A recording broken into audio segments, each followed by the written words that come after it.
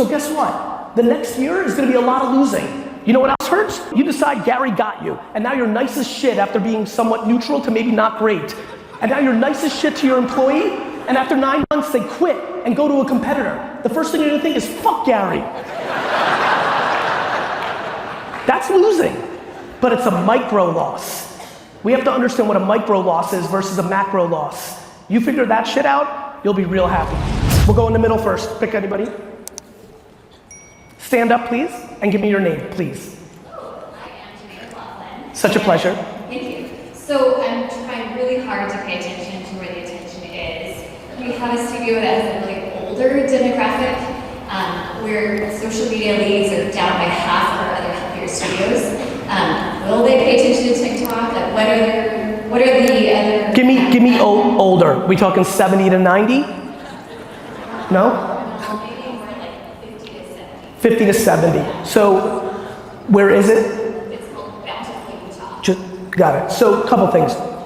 Facebook is like unbelievably good right now because all the big companies canceled Mark Zuckerberg and all the little companies are a little scared with the way it's going right now in December. So all the money's out of the system. So the organic reach is through the roof. Just so everybody knows, the way social works is there's a feed.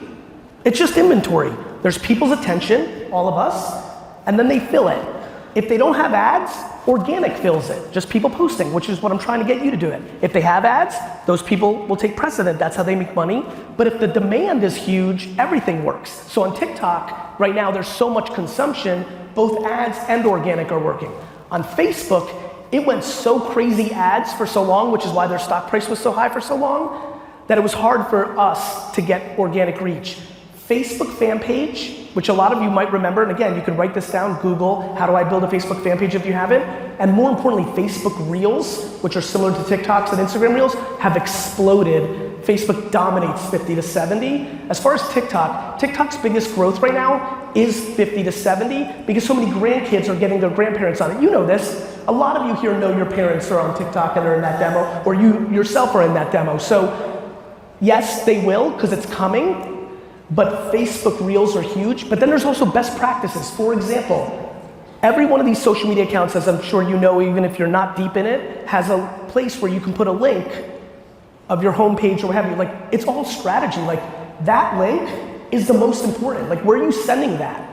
Most people are on mobile. A lot of people I see in this SMB franchisee world, they'll put a link that isn't even mobile optimized. So they saw the TikTok or the Instagram post, but then they click the link because they're interested, but then like the whole experience is crap and they're out. So is your website mobile optimized? Should you send it to a website you create that just has a phone number and an email? Like, you have to be smart. That's part of it. But I think Facebook Reels is a real place for you to focus on. And again, that 15 posts a day comes in the mindset of 3 times 5. 3 posts a day. Instagram, YouTube Shorts has exploded. If you know what that is, YouTube Shorts, again, you can write that down and Google it. TikTok, LinkedIn has become a monster. LinkedIn, for this industry, because I made a post 6 months ago about it and have been reached out by several people in fitness with locations. LinkedIn is acting like Facebook did 7 years ago, so you get a LinkedIn account, you just post fitness, and then you make it tailored to the business world, right? Think you have no time because you're a busy executive? 15, like you start playing with the context. So that's that. You got it. I think LinkedIn would also be strong for you. 50 to 70 is really strong on LinkedIn. But again, context matters. So if you know you're posting on LinkedIn, you may make a reference of burnout at work. Whereas if you're posting on TikTok, you might you want to keep up with your kids and your grandkids. It's the psychology that matters. All right, let's go over there.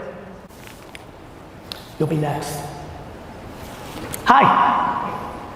What's your name? Sandra. Sandra, nice to meet you. Nice to meet you too. You mentioned something about equity for employees. Yep. Can you share some examples of what that's looked like? Every time so the context I brought that up in, Sandra, was I have a lot of friends and entrepreneurs and people that follow me that complain about their employees not working as hard as them. That statement makes me want to jump out a window. And what I say to them is, if you want your employee to work as hard as you, they should be your equal partner. Nobody making $19 an hour should work as hard as the person that owns 100% of the company. So what does it look like? Every time I tell them that, none of them give equity to their employees. They just get a little more comfortable with being comfortable with not everybody working as hard as them. As far as a different question, there's a ton of startups I'm involved with that do give equity to their 2 or 3 or 4 most important employees. They make that equity vest over 2, 3, 4 years to create retention because they want to keep those key people. And a lot of times the equity pool for a company is 10% or less. You're welcome.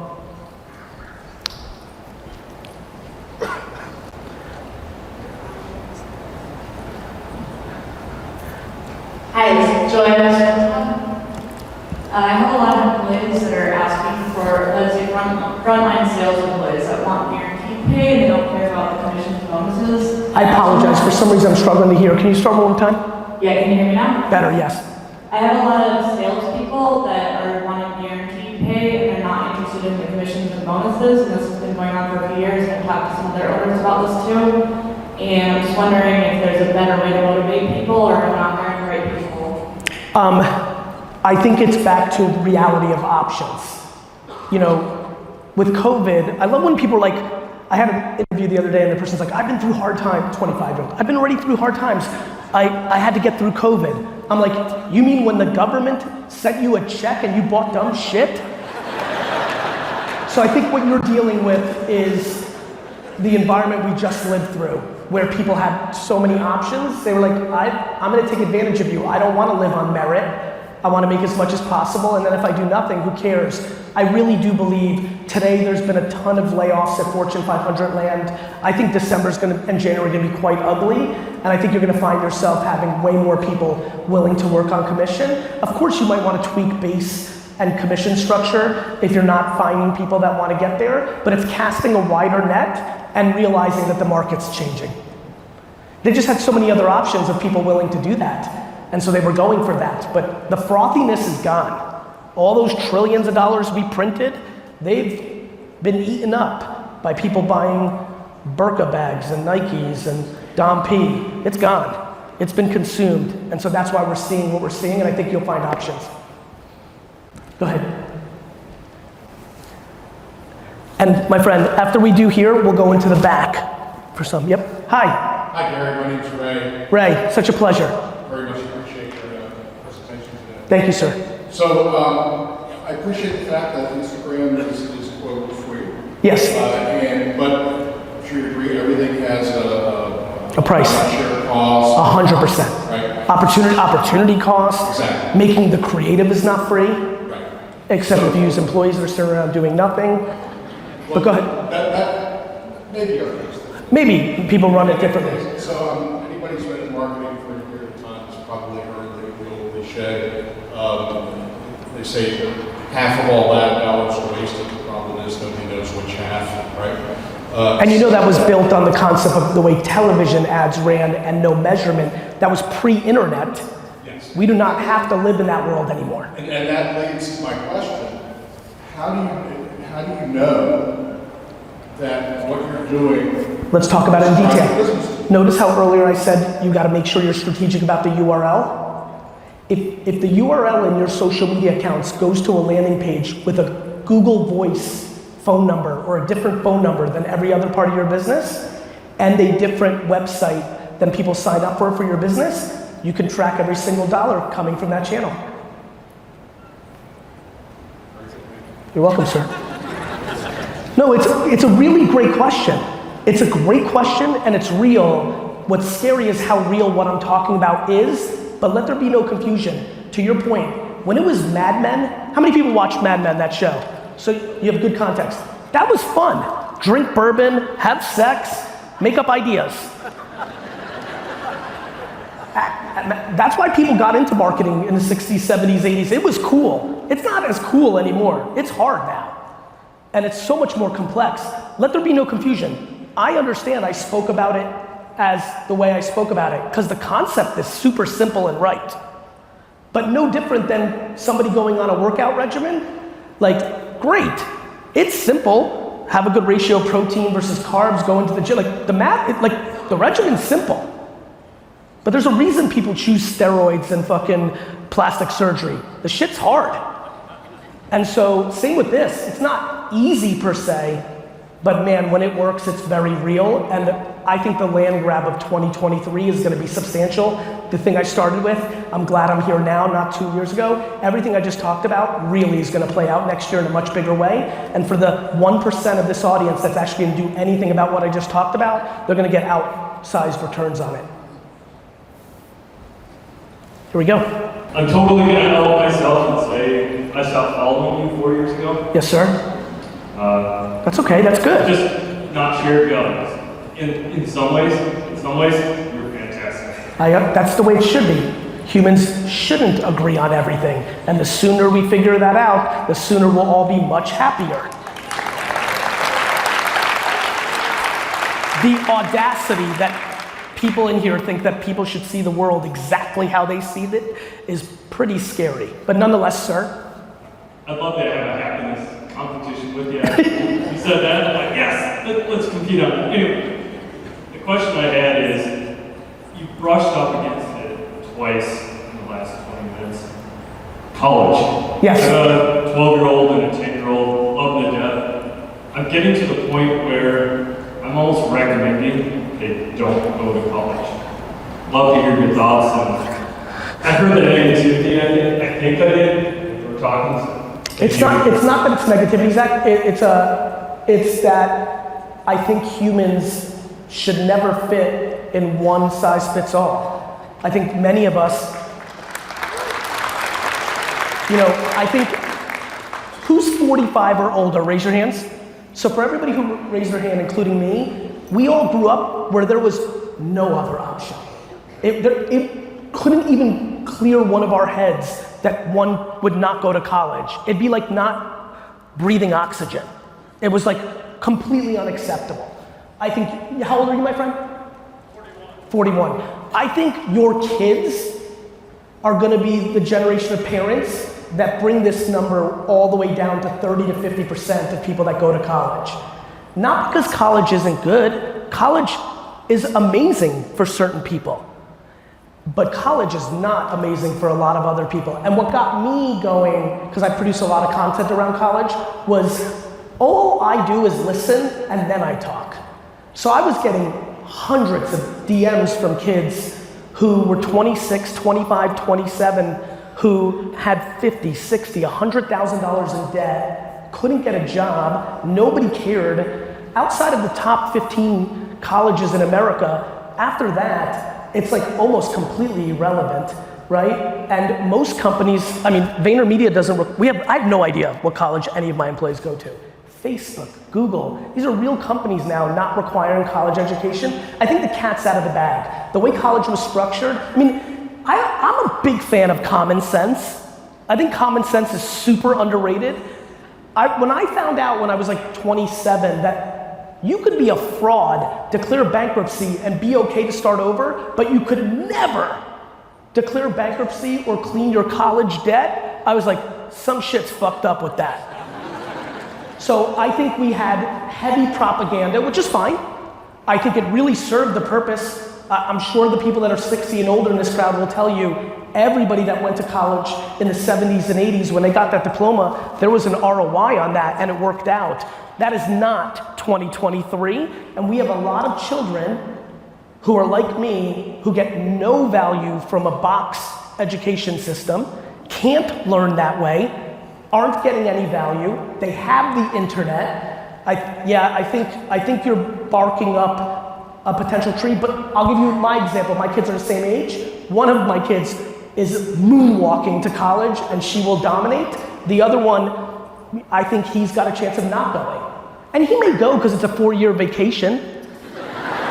No, I'm being really serious. Like, he may go because it's to me, I would tell, if my son was 18 today, I would say, do what I did. It was the last 4-year vacation of my life. I played Madden and hung out all day because I knew I was gonna work from 22 to 100. And maybe it's worth it. And that's what I think it is. Like, the hardest thing, like, the only thing I'm not interested in the world is to tell someone how to parent their child. It's completely ridiculous. But there are macro themes. And I do think there are people in here who get bought into propagandas that become religion. And that's good. Like some of it's very positive, but some of it can be negative. The thought, here's the one that bothers me to no end. Parents that force their kids to go to college and don't pay for it are pieces of shit. It's one thing if you're like very big on college and you need it and you force your kid, then you better at least pay for that shit. Because the ROI, the math is very clear, right? The math is very clear. It is not working for a lot of people. The fact that we even have to have a debate that the government's gonna bail out people with college, think about that. Think about how bad this has gotten. And worst of all, forget about money, fuck money. These kids are deeply unhappy that have to go there. They have so much more creative firepower. But Gary, they get to meet people and it's the community. I'm like, so is going to Europe for the summer. Like, you know, like, yeah, that's where I'm at.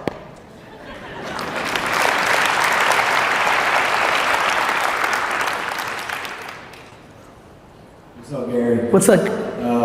I've been fortunate to witness your journey since the early wine library days. I'm humbled. And we got a photo in 2009, which is pretty cool. So I want to give you a little props. Thank you. I'm going to ask a question around happiness. Please. And since we are at a fitness convention, I thought I'd give you some props around how cut you look. Thank you, brother. It's a lot better than my 2009 videos. Yeah. I think we need to do a little more before and after marketing at Expo, and I think a photo of you now versus then with us would be pretty funny. Well, it's funny, brother, just to jump in to give value to everybody, that's why I'm so passionate about the marketing stuff. Nothing comes less natural to me than the process I've gone through in the last 8 years to get into better physical health. My brain goes to, if I figured this out, starting at 38, after doing nothing, I had 0.0 muscle in my body at 38, and only consumed soda and sugar until my face fell off. For me to be able to win that game makes me feel that anybody here who's like, I don't like technology, I don't like this, like is capable of winning this if they want what's right. Why did I do it? Because I'd like to live longer. Why am I asking you to do this? Because you'd like your business to be better. So the other props I wanted to give was, you know, back then, you still hear it now a lot in your voices, the grit, the hustle. But what I really appreciate is your tone has changed over the years a little bit, where you've added in the emotional intelligence piece. You go deep in happiness, and that would have been a lot of fluff back in 2009. And I think it's overlooked by a lot of people. So props to you for that. Thank you. Thank you, my friend. And what I'm getting at here is my wife and I, in our portfolio, we have a couple of Pure Bars. Shout out Pure Bar. Real quick on that, can I recommend to the people in the back, I think you guys and gals should have a summer camp where the brands compete with each other, winner takes all. I know they're like, we're just one happy family. I'm like, yeah, but competition's the fucking best. All right, go ahead. So, my wife's an OG, like 10 plus years at Pure Bar. The new corporate team that we've had the last couple years, amazing, thank y'all. Most of our ownership base is badass women. And I'm really proud of my wife.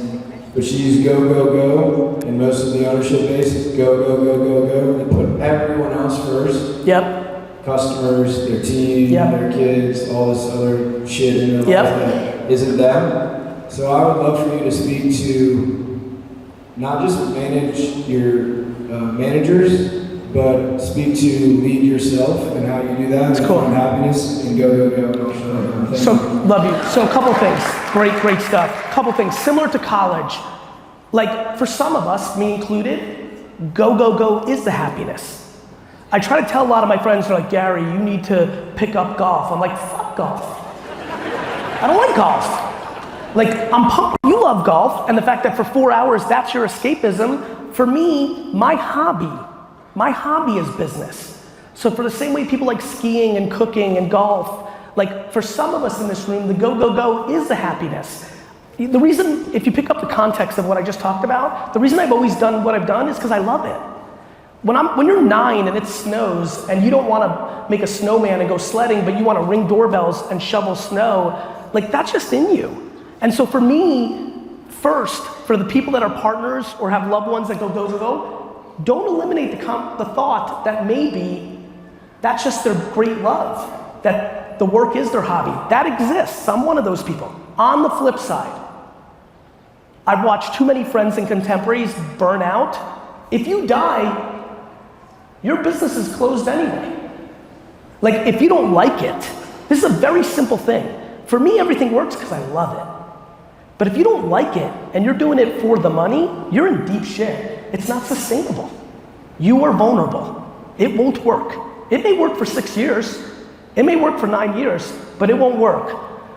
I also think, like, as we go through our journeys, you know, for me, to your point, from 2009, if you remember, it was similar to what I think we might be walking into. We had the 2008 crash. Nobody knew the internet. Think about what I'm talking about here today. When I was talking about that in 2008 and saying, you can make money on YouTube, people laughed at me.